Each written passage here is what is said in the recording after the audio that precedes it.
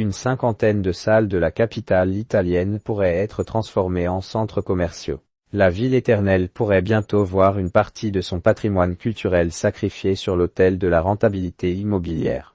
À Rome, un vote crucial pourrait autoriser la transformation de plusieurs salles de cinéma historiques en centres commerciaux et supermarchés, suscitant l'indignation de nombreuses personnalités du 7e art, Martin Scorsese en tête. La tentative de réaffecter des espaces destinés à la renaissance culturelle potentielle de la ville éternelle en hôtels, centres commerciaux et supermarchés est totalement inacceptable, a déclaré le réalisateur américain dans un communiqué relayé par le N. Une affaire d'héritage culturel, une prise de position qui fait suite à l'acquisition récente de 9 cinémas romains par les sociétés de gestion d'actifs Colliers Global Investor et WRM Capital, qui les ont achetés pour la modique somme de 50 millions d'euros lors d'une vente aux enchères après faillite. Pour Scorsese, les enjeux dépassent largement le cadre d'une simple transaction immobilière. Une telle transformation représenterait une perte irrévocable, un profond sacrilège non seulement envers la riche histoire de la ville, mais aussi envers l'héritage culturel des générations futures,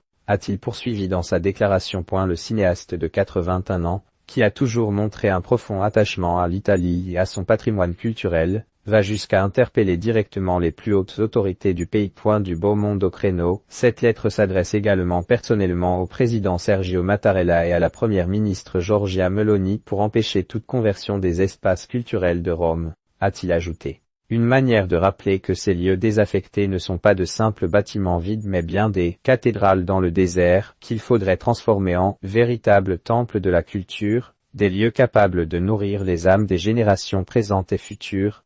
Reste à savoir si cette mobilisation internationale parviendra à infléchir la décision des autorités italiennes, alors que l'appétit des promoteurs immobiliers ne semble pas près de faiblir. Enfin, le maître du cinéma n'est pas seul dans ce combat pour préserver l'âme culturelle de Rome.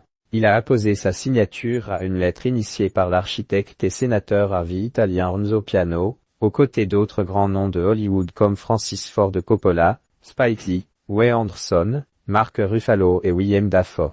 Même le directeur de la Mostra de Venise, Alberto Barbera, et l'ancien footballeur international Francesco Totti ont rejoint cette mobilisation d'envergure.